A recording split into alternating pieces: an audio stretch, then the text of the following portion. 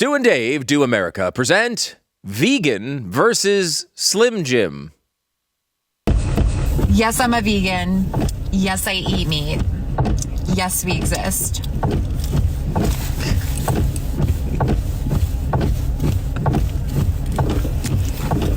This is good. I love this I don't know, Dave. I feel like you could I don't know that Slim Jims are actually made of meat, so she may actually be accurate here and still be a vegan.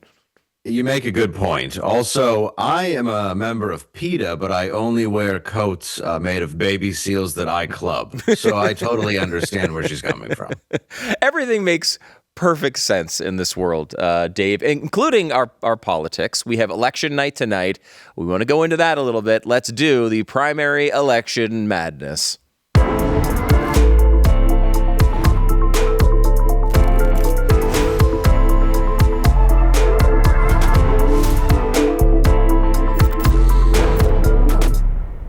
Welcome to Stu and Dave Do America. I'm Stu Burguiere along with Dave Landau. Ahoy, and we meet again. Man, we certainly do. I don't know look, I'm just going to say this at the beginning. I don't know. Your voice sounds like you're in space. I don't know what is happening. Does it? I don't know if it's just me. Maybe it's like a weird, I've been in radio too long and I hear really stupid things and no one else cares. We'll do what we can to help Dave's voice if anyone else is hearing that. Or you could just call me completely insane, which is usually the typical response. So, Dave, appreciate it. Appreciate you coming on. You're where, in Michigan today? I am in Detroit. My son is graduating from elementary school, so I'm here for that. That's a big day, Dave. It is. Yeah. When did that start? When did they start doing the graduation for elementary school? I don't remember it as a kid, but I do. I feel like it's been around for a long time. Yeah, I don't know when they started. I haven't been attending them like a creep for a long time. So this would be the first one I've gone to. It would be weird if you were just showing up at them when you didn't have children at the elementary school. Right. You're like, I started going around 2007 just to see if they had them. And then right around 2010, they started doing them. Yeah. So pretty exciting. It's a very, very strange approach. By the way, Dave. I call it bird watching. Yeah. Good. You're going to be all around the country, actually, at all sorts of different elementary school functions, as well as your stand-up comedy tour dates. You've got June 5th in Lexington, Michigan, June 11th through 13th in Little Rock, Arkansas, the 26th through the 28th in Austin, Texas at the Comedy Mothership, July 10th and 11th in Huntsville, Alabama, July 17th, 18th in Missouri, and the 25th in Michigan. Again, you can get all your tickets at davelandau.com. Make sure you do that. And of course, make sure. The 25th, real quick. Sorry to interrupt you. No. But that is with Ted Nugent for the Rocket Red Michigan Fest. Come out and support that. It's in Farwell, Michigan. I've never heard of it either. That's why it's important that you come out to that. You're filling in the people's lack of knowledge of the event in advance. That's correct. Mm-hmm. But Nugent's going to be there, and I've heard some very big names as well. All right. Very cool. So make sure you join Dave there. Make sure, by the way, you also get to the polls tonight. If you happen to be in any of the big primary states, you've got closing. I haven't danced in years. No, that's a different sort of thing you've been getting into. Again, very close to elementary schools, but a totally different topic. New Jersey is tonight. The primaries in New Jersey, some interesting races there. New Mexico, South Dakota, Iowa, a couple of big ones in Iowa as well. Montana closes at 9 p.m. Central, 8 p.m. Mountain, and I guess 10 p.m. Eastern. And then California is the big one, closing tonight at 11 p.m. Eastern, 8 p.m. Pacific. That's kind of the race I feel like everybody's talking about, Dave. There's multiple races in California that have taken our attention. It's a big primary day. There's a bunch of races to watch, but it's really California, I feel like, partially because you have, it's a huge state. Everyone's kind of focused on California all the time. But then you have a gubernatorial race where you're replacing Gavin Newsom. We had our sort of entry into politics for this year, getting rid of Eric Swalwell for the people. Yeah, we did a great service, and I think we should be commended every day. I do think that there's a potential award coming. I don't know if it's from the White House, maybe from the Nobel Prize Committee, something to thank us for removing Eric Swalwell just like a week into the show. It was an impressive run. It was. Just a ribbon would be nice. Any kind of metal. It's just something. It's good. And the good thing about it, too, is we didn't have to be groped by Eric Swalwell to get that done. Now, a bunch of women did. Oh, you did? Oh, well, I didn't. I should have asked. Allegedly. Allegedly. Okay. It was somebody who looked a lot like Eric Swalwell. I'll say that. It's weird because you're not even. I was dressed like an Asian spy when it happened. So it's a pretty good chance it was him. That explains it. I was going to say, you don't even look that Asian, and yet you were still groped by Eric Swalwell. But that does explain it, because you do dress up that way often. By the way, also near elementary schools, which is apparently I was wearing a rice paddy hat. And I felt a hand on my bosoms. Yeah, which they are. I will say, they are beautiful. They are voluptuous. Thank you. They are real as well, I believe. And they are spectacular. Thank you. Who will be the Los Angeles mayor coming up? And we could even find this out tonight. It's a really quirky election thing. By the way, predictableshow.com is the place where we do a lot of the election deep dives. We'll go into all these races at some point today and have election results sort of live as they come out tonight. So if you're looking to get into the prediction markets and you want to make a little bit of extra money, we're going to attempt to do that. We're not a financial advice show. We'll attempt to do that with you tonight, as well as going over the results and kind of analyzing what this means going forward. One of the things I think that's interesting about this race, just so you know the kind of the background, the mayoral race, there's a bunch of people in it. The three that you probably care about are Karen Bass, Spencer Pratt, and Rahman is Nithya Rahman is her. She's like a socialist. She's running as well in this race. So basically 2 Democrats and a Republican were going in this race. If anyone gets over 50%, they don't even have to have another race in November. They automatically win the mayoral race. The gubernatorial race is different. It's the top 2 from the primary, and then they automatically go to a runoff, essentially a finals, if you will, in November. Obviously, I think the Spencer Pratt thing has been the big attraction, particularly to conservative media, because people can't believe that a Republican has a chance to win in Los Angeles. But at the same time, people can't believe they would ever think of re-electing Karen Bass, who, went to, Africa while her city was burning down. That's correct. Doesn't seem like a good option. Yeah, a lovely. No, it doesn't. She's like a terrorist who seems like she would do more damage inside the office than on the outside. Yeah. Sometimes you have those people who you're just like, look, you're not doing your job. You've abandoned your duties. I used to say this about Joe Biden all the time, because they would be like, I can't believe Joe Biden. He's not even doing X, Y, and Z. He's on vacation again. It's like, that's the best possible place for this guy. Pete Buttigieg taking maternity leave or paternity leave when he had a kid. They're like, oh, gosh, he's gone for 8 weeks. Good. What? Yeah. Him being there is the problem. Well, the paternity leave was just hilarious, but the part that I liked about Joe Biden is just calling dementia on vacation. Yeah. That's how the doctor put it about my grandmother. It was like, listen, she's on vacation, and she'll be on vacation here until we finally send her to hospice. Yeah. When you go to a doctor and they just hand you like a diagnosis and she says gone fishing, that's not necessarily the best outcome for the rest of your life. He also didn't he have stage 4 pancreatic cancer? And we sort of just glazed over that. Yeah, we didn't hear much about it. Now, I will say, it's possible, Dave, the reason for that is Joe Biden cured cancer. He did promise to do that if he was elected. So it's possible he's already cured it, and that's the reason why he has no effect. By the way, you can always check that at hasjoebidencuredcancer.com. If you go to joebidencuredcancer.com, there's a constant update up there as to whether he's cured cancer yet. And last I checked, he hadn't, but that probably has changed. I'm sure someone has, but they've unalived themselves in their car, just like every time someone does.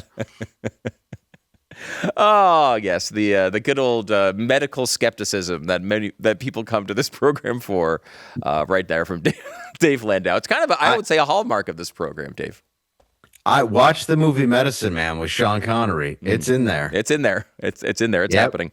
Let's hear a little from Chris Pratt here and his chances, because they are talking about prediction markets are the hot thing right now. So they're talking about this as if they've just discovered them. Here they are talking about I'm going to say Chris Pratt 15 times tonight. Just know that Dave might sound like he's on another planet, and I'm going to say Chris Pratt instead of Spencer Pratt. That's just part of the show. So get used to it. Here is That's Chris fair. Pratt. I won't correct you because I do the same thing. Okay, good. So don't look to me for guidance. This is why we're a good team here, Dave, because neither of us know what we're talking about at any given moment.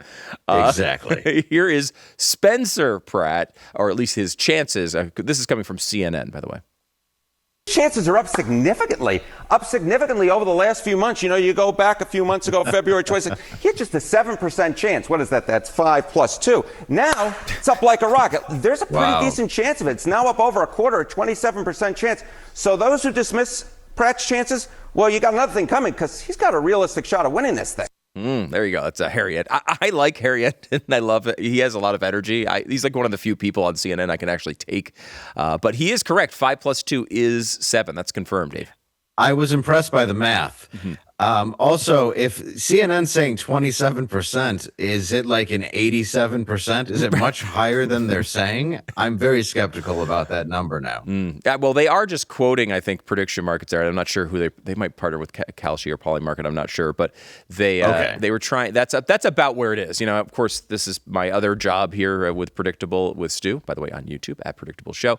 Join us for these lives and stuff tonight. But that's about where it is. It's been sitting between 25 and 27 for the past few weeks. It's interesting, Dave, because there's so much hype around Spencer Pratt, and that's because he's done a good job with this campaign. Like I would say, outperformed expectations in a major way. Like the fact that anyone thinks he has any chance of winning this election is impressive.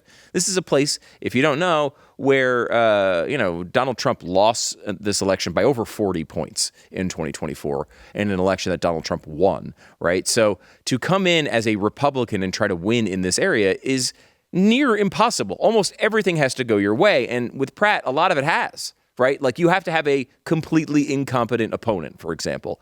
He's got that with Karen Bass. You have to have and the other one who's down very low right now. Yeah, she went low. It's interesting. She's around like I want to say 11 or 12% chance to win. She fell off horribly after this debate. I do wonder if that's a little underpriced. I'll get into that more on the Predictable side, but we'll get into that in a minute. Here is Spencer Pratt. He has another ad out, and these ads have just been great. He's been churning them out with AI, and he's been it's straightforward. It's interesting how that plays in Los Angeles because there's a lot of opposition to AI stuff in the Hollywood sort of world in those circles.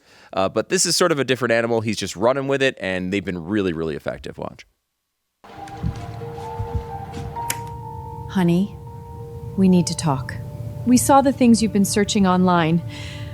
Spencer Pratt? Really? In this house, we don't believe in Spencer Pratt. He's MAGA. What about Spencer Pratt is MAGA? You know those streets downtown? The ones that are full of piss and homeless people? He wants to clean them up. And those neighborhoods that burned down? The Palisades? Malibu? He wants to rebuild them. You know how people inject heroin in front of children at the park? He wants to stop that. And that's MAGA? Yes. It's a very dangerous ideology.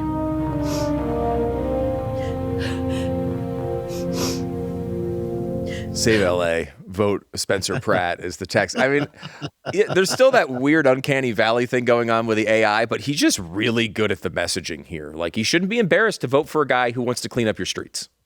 No, he's just saying what he wants to do, which should be what anyone wants for their community. It really is. To me, it's so obvious.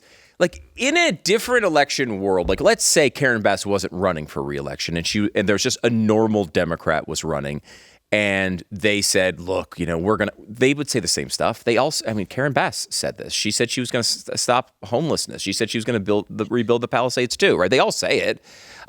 She said if there was a homeless encampment near you, you're not safe. So is that MAGA? Right. Exactly. A lot of this stuff sounds the same, but we've seen how she handles it, which is the whole city's a homeless encampment. Yeah. Yes. Yes. It is.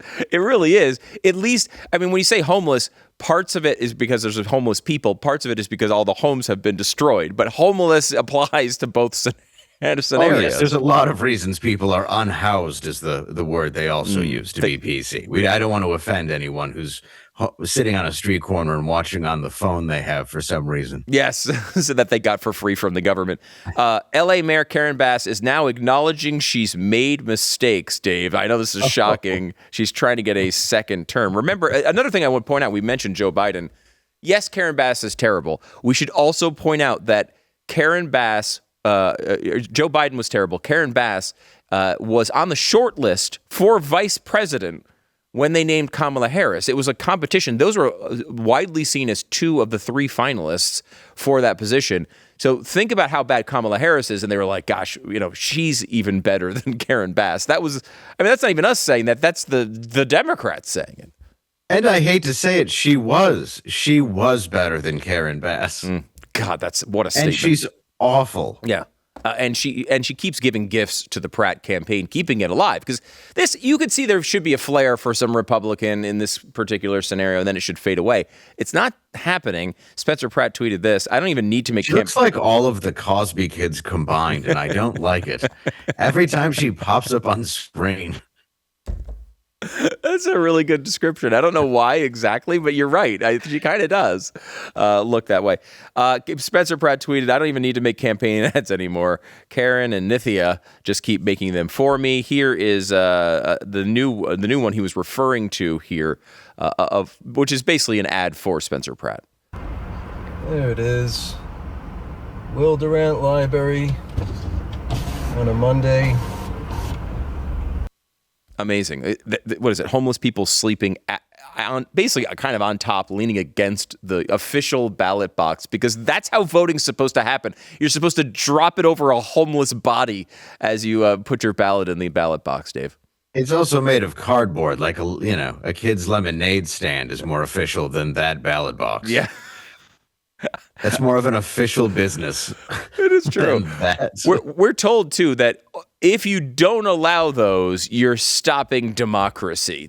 You have to allow ballot boxes to be sitting on the street as homeless people inject heroin into their arms, and then to dispose of the needle, just kind of stick it in the cardboard to make sure that they don't poke themselves later on. Well, also, who gets to empty that when it's filled with used needles and condoms and supposed ballots? Yeah, just that are all properly filled out, not multiple by different, not 30 people filling out the same one. Yeah, totally, definitely not, and certainly you could tell that they're not the same because they're all stuck together with the urine that people have been using this box for. Yes, I'm sure no one has gone to the bathroom anywhere near that ballot box. Oh, God, it makes me sick to even think about it. And it should, by the way. This is exactly how you should feel when thinking about Los Angeles. Kelsey Grammer had a comment on this, of course, from Frasier and many other things. He was talking about Gavin Newsom and Karen Bass and the situation in California. Watch. Well, Gavin Newsom, I just hope I hope we've heard the last of it. I love Gavin. And what about Los Angeles? Chelsea, I love Gavin. Good girl. What about Karen? Fantastic. There you go. You know me. Kelsey, what about Karen Bass, sir? What do you think about Karen Bass? I just call her Karen Bass backwards. That's what we've always called her in my house. Kelsey, do you think that Spencer Pratt he's gaining traction?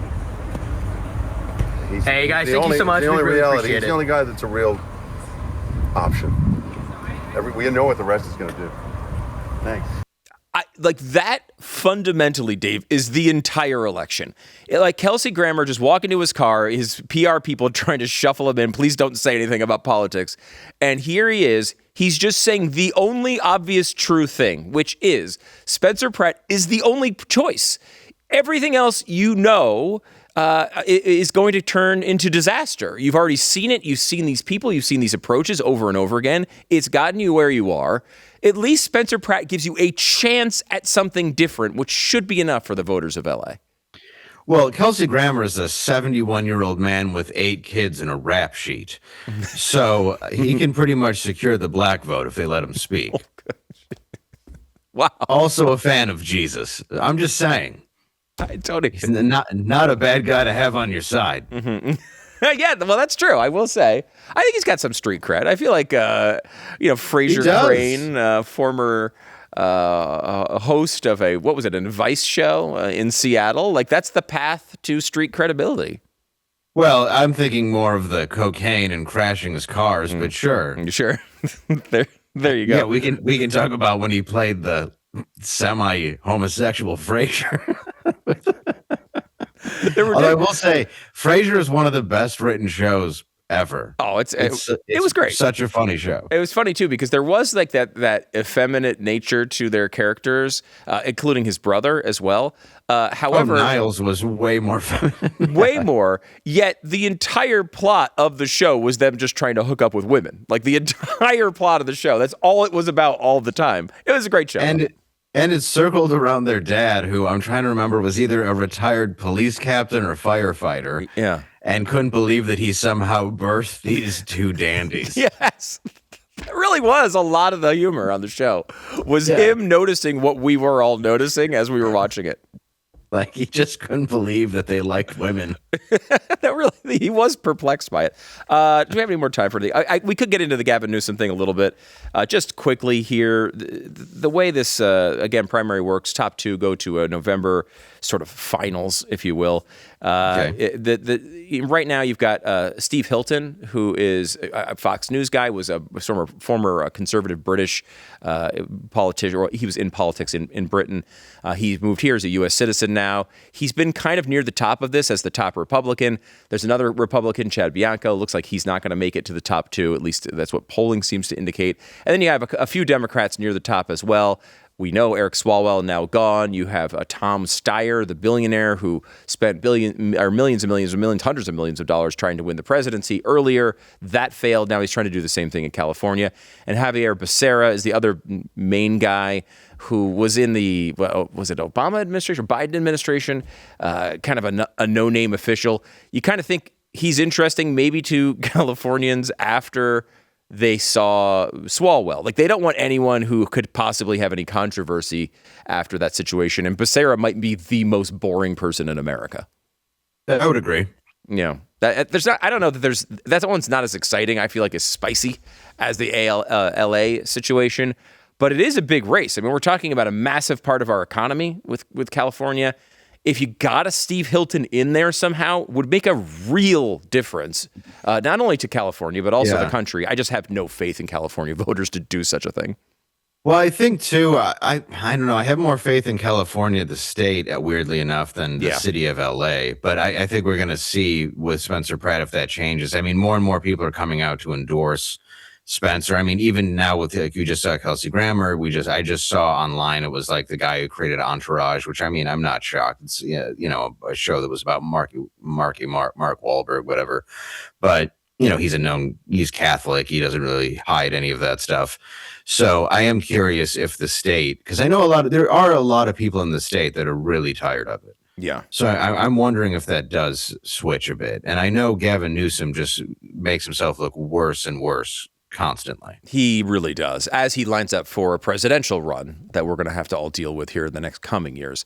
Okay, so that's kind of the election tonight. Again, let me just remind you, Predictable with Stu is the show that I do about prediction markets and these elections. We're going to be live streaming the results as they come out.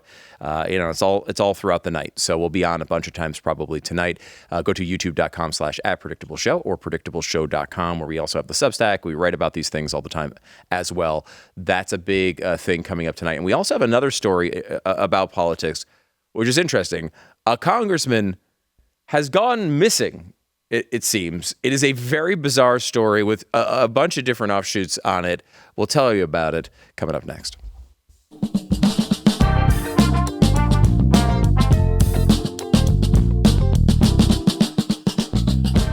It's interesting how quickly our expectations can change, because not long ago, I think if someone told you, hey, you want to lose weight, you just have a weekly injection and everything will be fine, a lot of people would have thought that sounded a little extreme.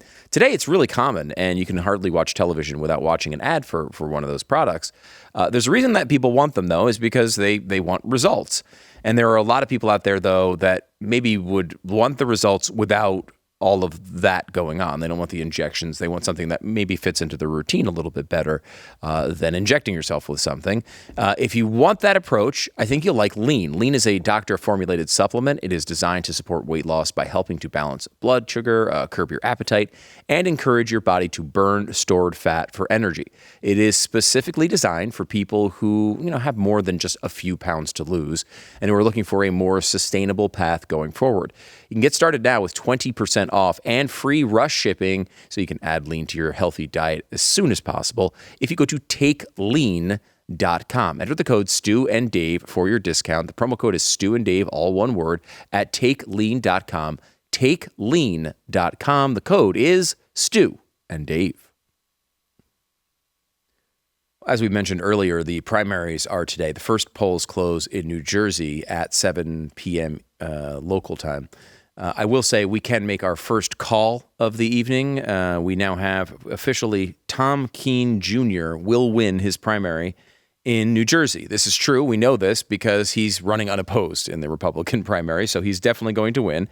Yes. What's fascinating about this, Dave, is no one knows where he is and no one knows what's going on. In fact, he has been missing for nearly 3 months.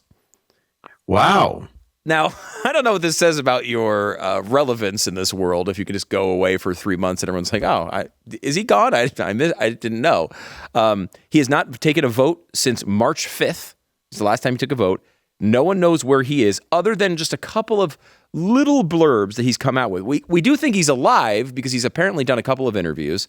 He did an interview on the phone where he said he's having a medical condition, but he'll be fine real soon. And he just keeps kind of repeating the same talking points on that.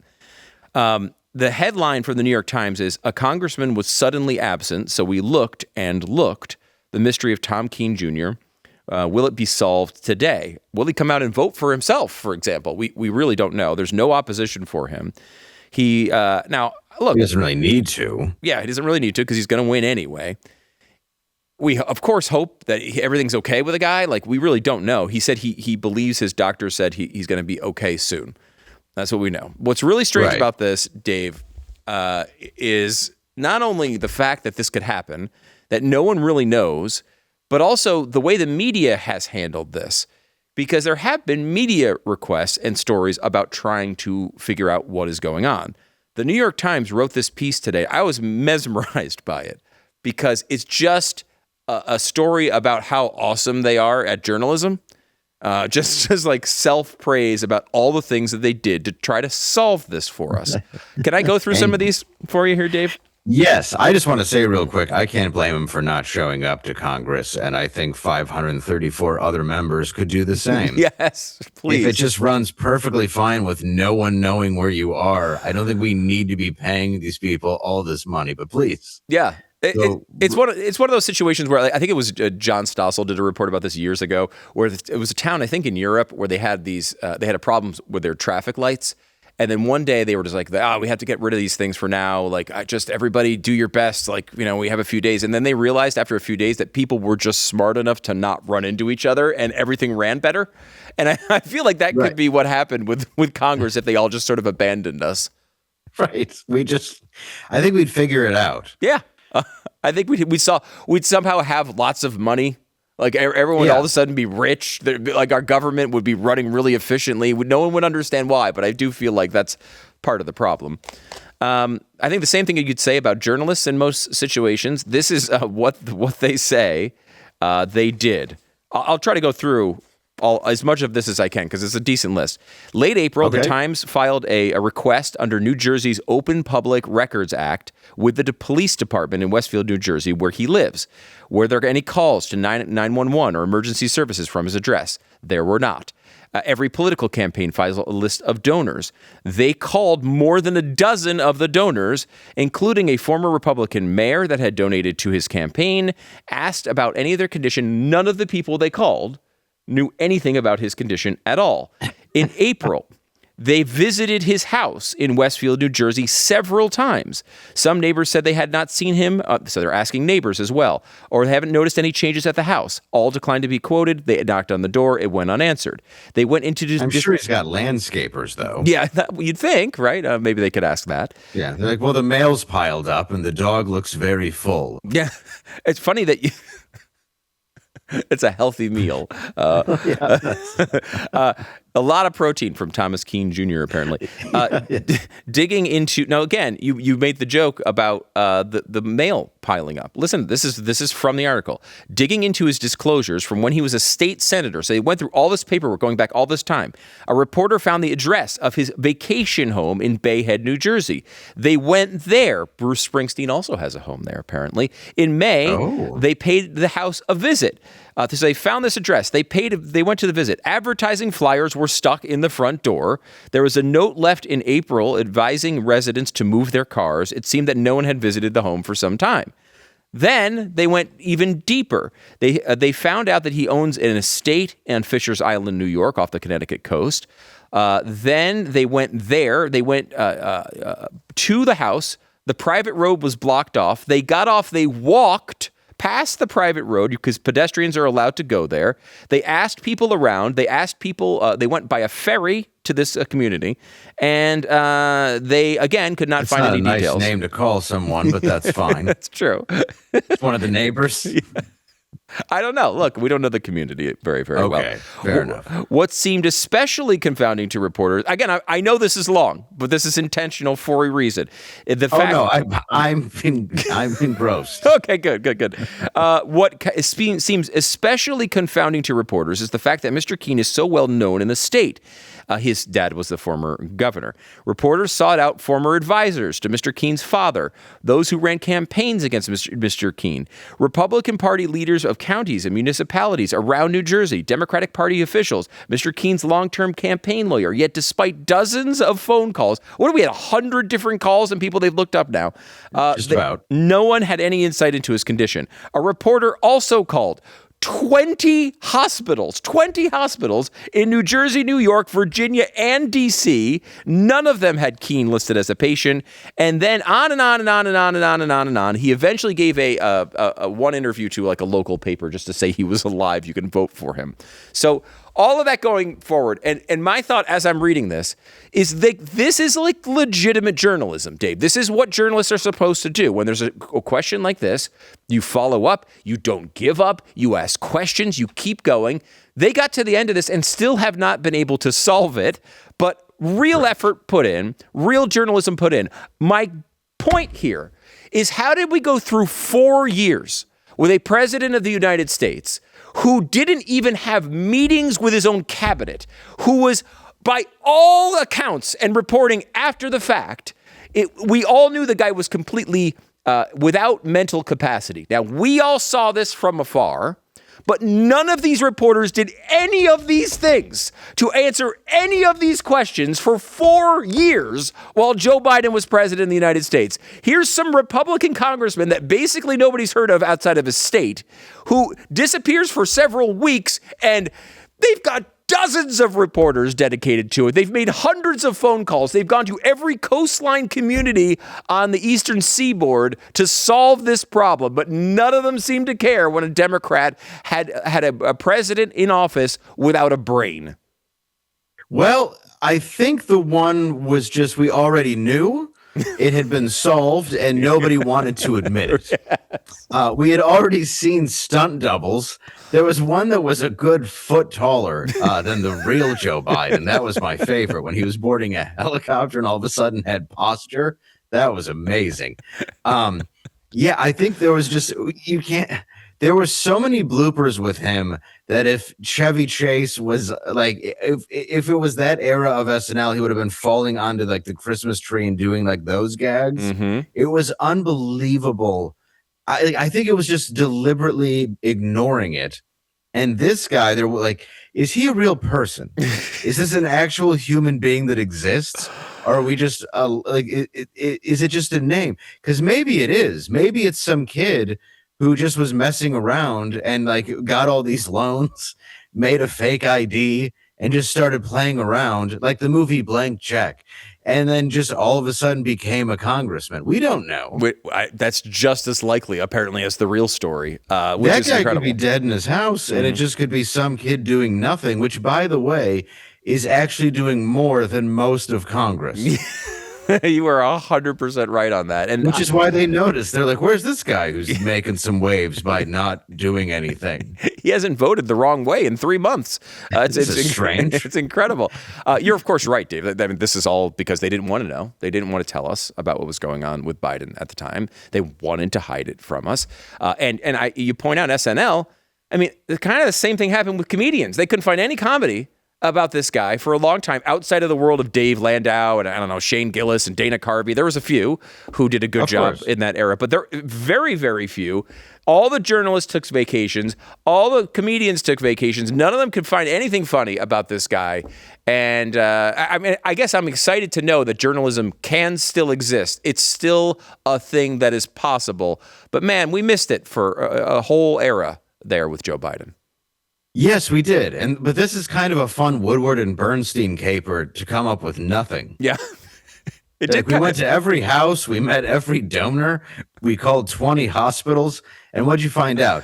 Nothing at all. This is like they opened Al Capone's vault and there was just like, a pack of Twizzlers on the ground. And that was basically you're standing there like Al Capone's people wouldn't have stolen all his everything the second he went to Alcatraz because he ran with such good people. He did. Very, very honorable people. Okay, so I want to take a break here, Dave. On the other side, I want to get your take on this concert that's coming up, the Freedom 250 event. Obviously, it's the country's 250th birthday. This should be something that unites people like really easily. This is like low-hanging fruit to unite people. But right now, people are the big musical acts are dropping out of this concert left and right. We'll get into that here in just a second.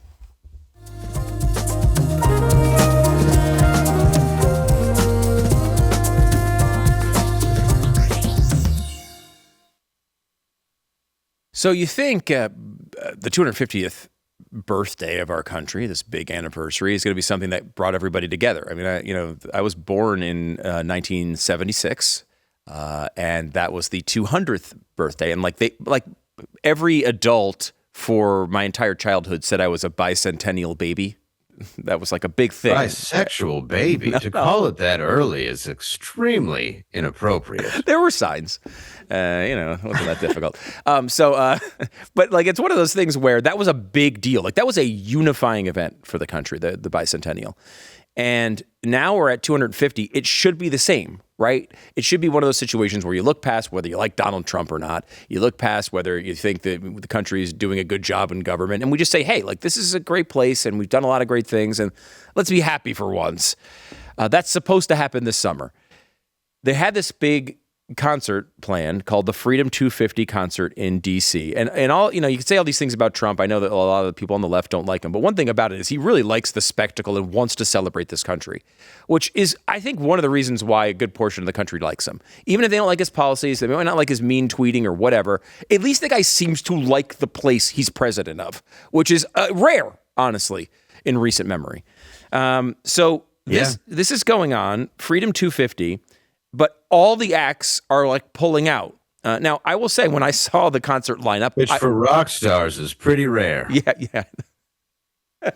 It's a very good point.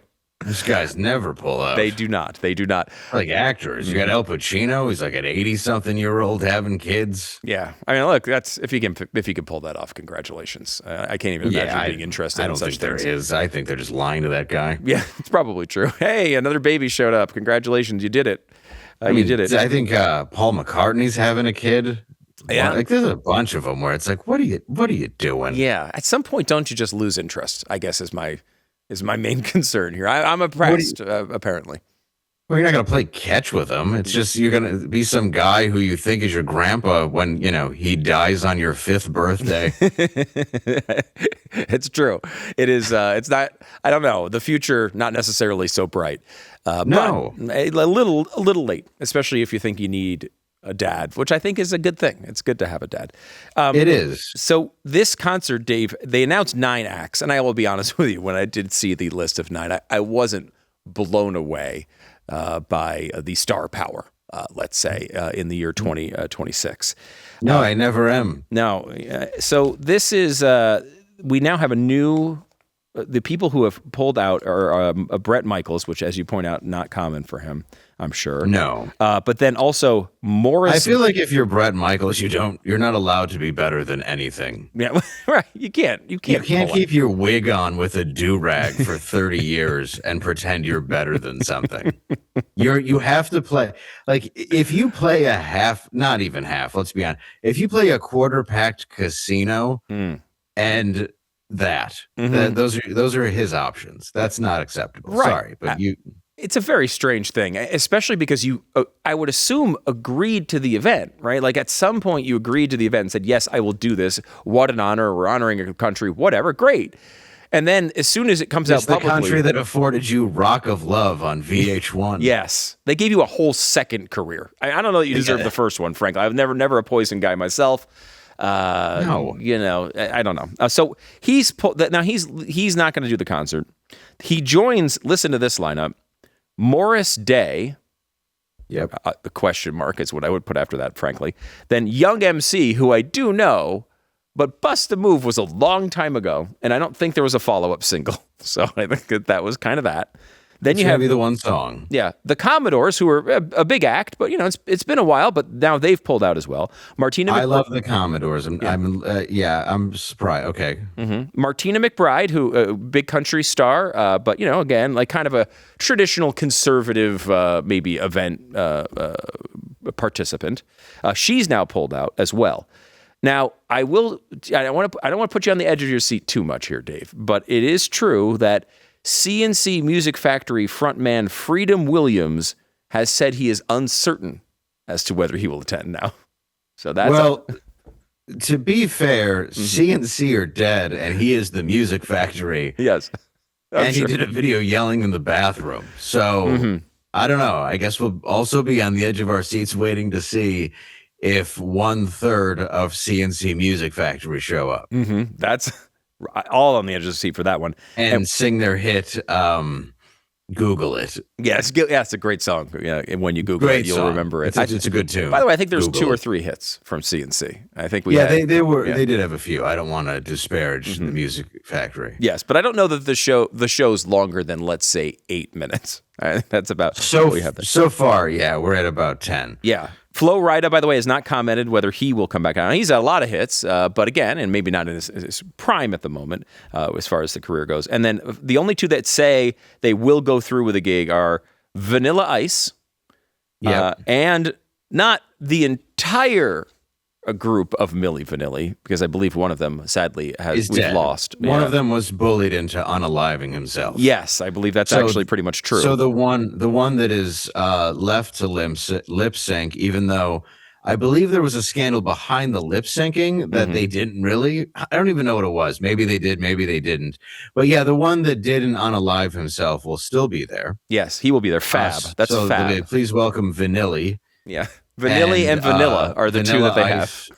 Yeah, and Vanilla Ice, who I believe will do Ice Ice Baby and possibly the Ninja Turtle 2 Secret of the Ooze Ninja rap. You got to do the ninja rap. That if they don't do that, this isn't America. Why celebrate this country? Right. There's no point in it. If we've lost the ability to do the Teenage Mutant Ninja Turtle rap, then really we've already lost to communism. That's just the way I feel. Yeah, you're not invited because of your home renovation show. No. You're invited because of Teenage Mutant Ninja Turtles 2. So I don't know why this is happening. Like, again, I assume sometimes Trump does this where he just announces things before he has the okay. Maybe that's what happened here. He's like, we're going to have Vanilla Ice there and CNC Music Factory. And poor Freedom Williams is like, what the hell? I'm not doing that. I don't know what's going on.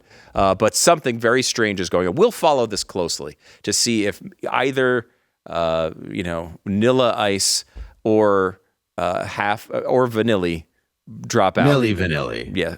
I don't know. I don't know which one. Right. One of the two. The other one, as you pointed out, is no longer with us to comment. But I'm sure. And I feel bad about that. I'm not trying to mock him. I just didn't know he was still. I didn't know he had a solo career. I didn't know either. But maybe we will know soon. Okay. All right. We're going to take a break. Come back with your comments next.